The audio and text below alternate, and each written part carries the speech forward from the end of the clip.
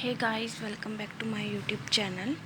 Hope you all are doing well. So in this video lecture we are going to discuss the theorem, that is Milne-Thomson circle theorem, or simply the circle theorem. So statement क्या है, if f of z be complex potential for a flow having no rigid boundary, f of Z मेरा क्या है, complex potential है किस flow के लिए जिसके पास कोई भी रिजिड बाउंड्री नहीं है, and such that there are no singularities of the flow within the circle, that is z is equal to mod of Z is equal to A.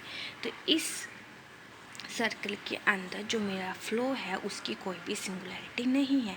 Then on introducing the solid circular cylinder, तब अगर हम introduce करते हैं solid circular cylinder we into the flow, the new complex potential is given by this. तो अगर हम उस flow के अंदर एक circular cylinder, solid circular cylinder को इंट्रोड्यूस करते हैं तो हमने क्या शो करना है, डेट द कॉम्प्लेक्स पोटेंशियल, तब हमारी कॉम्प्लेक्स पोटेंशियल क्या हो जाएगी, ये। सो इसका प्रूफ स्टार्ट करते हैं। प्रूफ क्या है, given that F of Z is a complex potential for the flow with no rigid boundary and having no singularity in the region, mod of Z is less than equal to a. तो क्या यहाँ पे given क्या था, F of Z मेरा complex potential था किसके लिए, flow within the circle, ठीक है। सॉरी, कॉम्प्लेक्स पोटेंशियल था उस फ्लो के लिए जिसके पास कोई भी रिजिड बाउंड्री नहीं थी, और सर्कल के अंदर within the circle there जो फ्लो है हैविंग नो सिंगुलर बाउंड्री, ठीक है। ये तो गिवन था, हमने वही लिखा है। तो अगर उसने बोला है कि फ्लो के पास सिंगुलैरिटी नहीं है विद इन द सर्कल, तो we can say that the singularity lie in the region outside the circle. तो आउटसाइड द सर्कल क्या आएगा, mod of Z is greater than a. तो अगर उस फ्लो की कोई सिंगुलैरिटी लाई करेगी तो वो कहाँ करेगी, आउटसाइड द सर्कल, ठीक है। Now singularities of the function lie in the region mod of Z square, mod of a square upon Z square greater than a, that is. तो अब हम क्या बोल रहे हैं कि जो सिंगुलैरिटीज़ है ऑफ फंक्शन, अब जो सिंगुलैरिटी थी लाइक आउटसाइड द फ्लो वो किसकी थी, हमारे पास क्या फंक्शन था, एफ ऑफ जेड। अब हम किस फंक्शन की सिंगुलैरिटीज़ निकालने की कोशिश कर रहे हैं, F of a square by z की। तो उसके लिए हमें क्या करना पड़ेगा, हम यहाँ पे जेड को रिप्लेस कर देंगे किससे, ए स्क्वेयर बाई जेड से, ठीक है। तो यहाँ पे z को रिप्लेस कर दो ए स्क्वेयर बाई जेड से, कर दिया। तो अब ए के से ये कैंसिल हो जाएगा, तो हमारे पास क्या आएगा, mod of A by Z is greater than 1। अब z को इधर ले जाओ तो क्या आ जाएगा, mod of z is less than a. तो F bar a square Z has a singularity, तो ये क्या बता रहा है, विद इन द सर्कल, मतलब रेडियस से छोटी है। तो मतलब इस फंक्शन की जो सिंगुलैरिटीज़ होंगी वो कहाँ लाई करेगी, विद इन द सर्कल, ठीक है। अब एफ ऑफ जेड की सिंगुलैरिटीज़ अगर है वो कहाँ लाई करेंगे, आउटसाइड द सर्कल, ये हमने बोल दिया। और f of z plus f bar a square by z both have the same singularity in the region outside the circle. See, f of z की सिंगुलैरिटी आउटसाइड द सर्कल है, f bar a square by z की उसने बोला है कि within the circle है, but अगर हम f bar a square z plus f of z की ले तो उसकी तो विद इन द सर्कल भी आएगी और आउटसाइड द सर्कल भी आएगी, है ना, दोनों सिंगुलैरिटीज़ लेंगे। तो एफ ऑफ जेड की आउटसाइड द सर्कल है, इसकी आउटसाइड और इनसाइड दोनों है, तो इन दोनों के पास सेम सिंगुलैरिटीज़ कहाँ पे लाइक करेगी, आउटसाइड द सर्कल, ठीक है, समझ आ गया। So both the function considered as the complex potential of the flow, तो दोनों फंक्शंस के पास जो कॉम्प्लेक्स पोटेंशियल होगा वो कौन से रीजन के लिए होगा, आउटसाइड द सर्कल, ठीक है, ये outside the circle. Since equation of circle is this, equation of circle ये होती है, तो अब हम इक्वेशन ऑफ सर्कल किसके लिए निकालेंगे, f bar a square by z के लिए। अब जेड किसके इक्वल होता है, z is equal to a e iota theta, right. अब हम क्या करेंगे, z को रिप्लेस कर देंगे ए स्क्वेयर बाई जेड, क्योंकि हमने यहाँ पे function F of a square by z के लिए भी काम करना है। यहाँ पे z को रिप्लेस कर दिया इससे, ठीक है। और इस साइड हमने मल्टीप्लाई एंड डिवाइड कर दिया बाय ए, तो ये आ जाएगा। ओके ठीक है। अब क्या किया, सॉरी क्या किया है,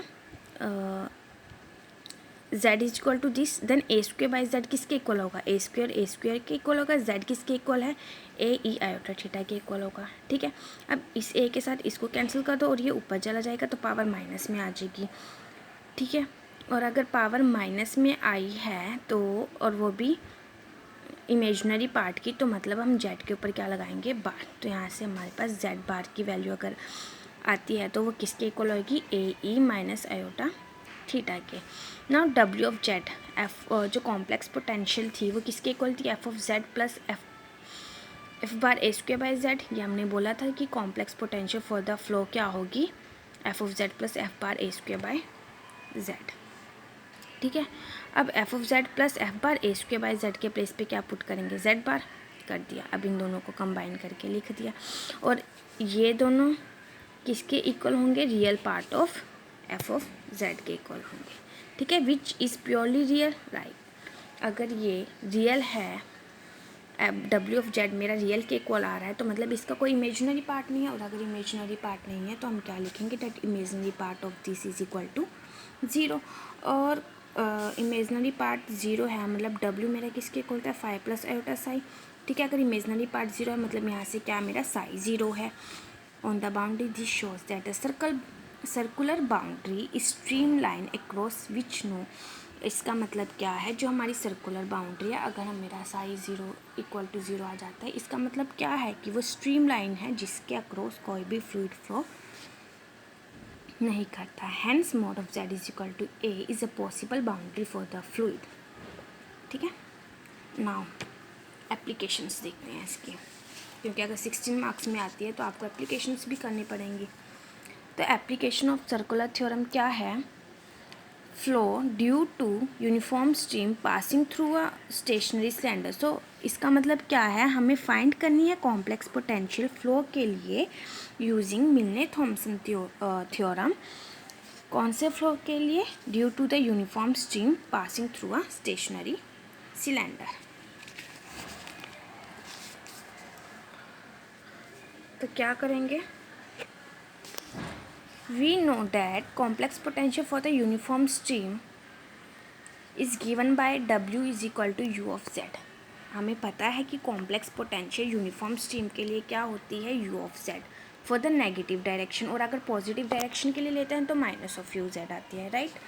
अब complex potential for the uniform stream is U of Z, और बाय मिलने थॉमसन हम W किसके इक्वल लेते हैं, एफ ऑफ जेड के। तो यहाँ से मेरा एफ ऑफ जेड किसके इक्वल आ गया, यू ऑफ जेड के इक्वल आ गया, है ना। यू ऑफ जेड के इक्वल आ गया। अगर हम बार अप्लाई करते हैं तो इस साइड तो बार आएगा, इस साइड नहीं आएगा। ठीक है, अब जेड को रिप्लेस कर दो ए स्क्वेयर बाई जेड से, कर दिया।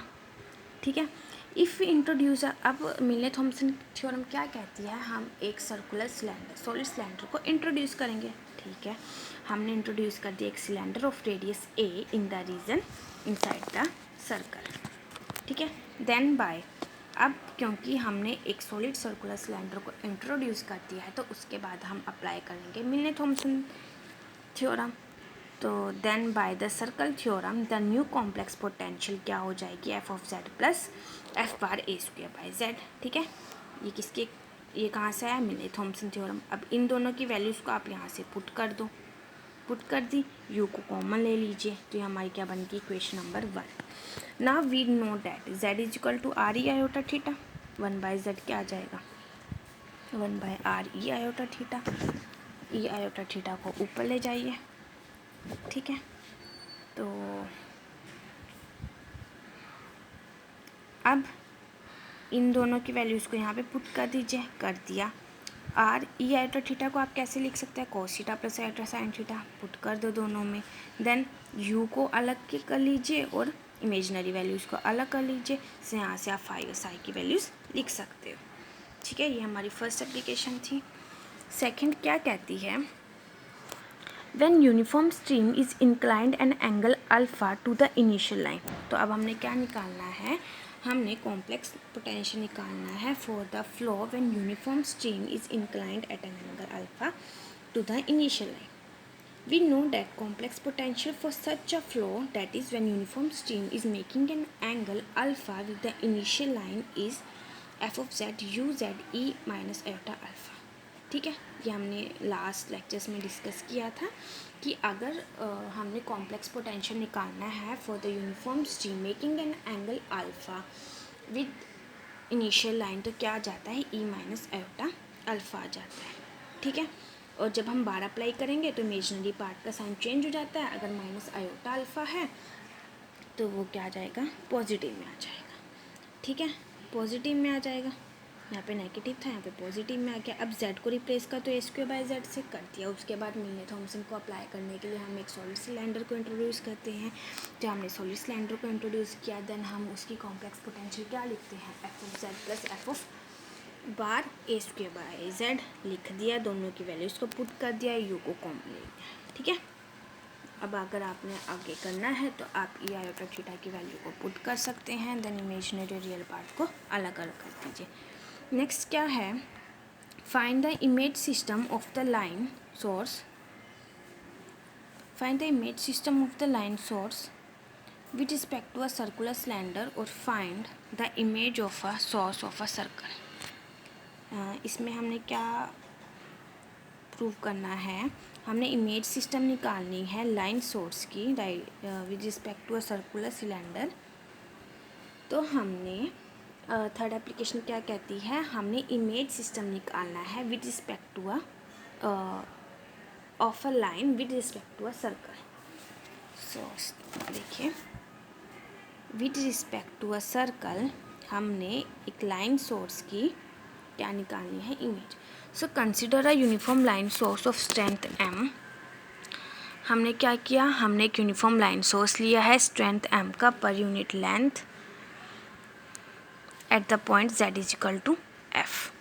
मतलब हमने f पे, देखिए ये एक लाइन सोर्स है, ठीक है, और z is equal to f पे हमने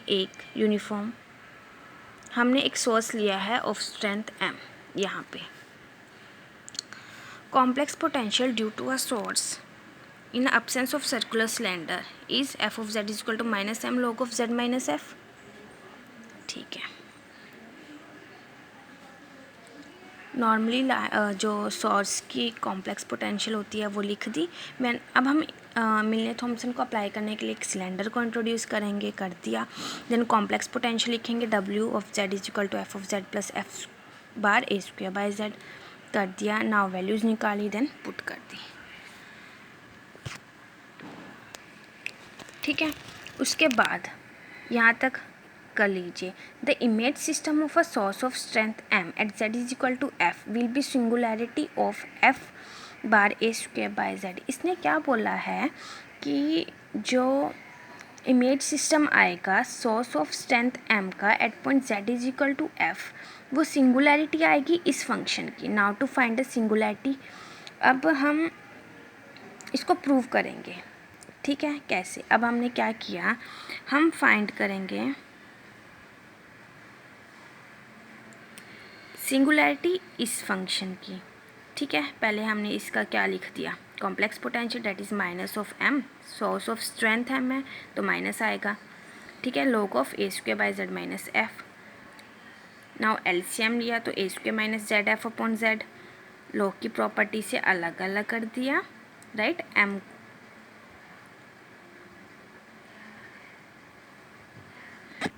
जब आप ब्रैकेट को ओपन करोगे तो यहाँ पे minus m and minus of log z is equal two plus m log z.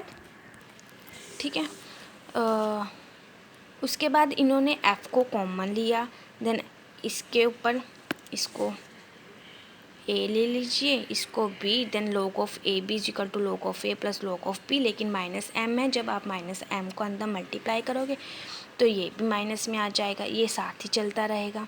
ठीक है, अब ये कांस्टेंट है, सो ये कांस्टेंट आ गया, ये दोनों को सेम रखा. In this equation the first term that is minus of m log of z minus a² by f is the complex potential due to the source of strength m at the distance, क्योंकि ये सबसे पहले strength है source की क्यों है, क्योंकि minus लगा है, ठीक है। अगर पॉजिटिव होता तो सिंक होता, ओके। और डिस्टेंस कितना है, ये डिस्टेंस होता है a²/f, ठीक है। And the second term m log z is a complex potential due to a sink of strength m situated at a point 0, right. Sink की है क्योंकि पॉजिटिव में है, एंड z -0 मतलब डिस्टेंस कितना है, 0 है। We can neglect constant because it does not contribute in the velocity, ठीक है। जो ये था m log ऑफ -z, ये कांस्टेंट, और हम इस कांस्टेंट को क्या कर सकते हैं, निगलेक्ट कर सकते हैं, क्योंकि यह कोई भी कंट्रीब्यूशन नहीं कर रहा है।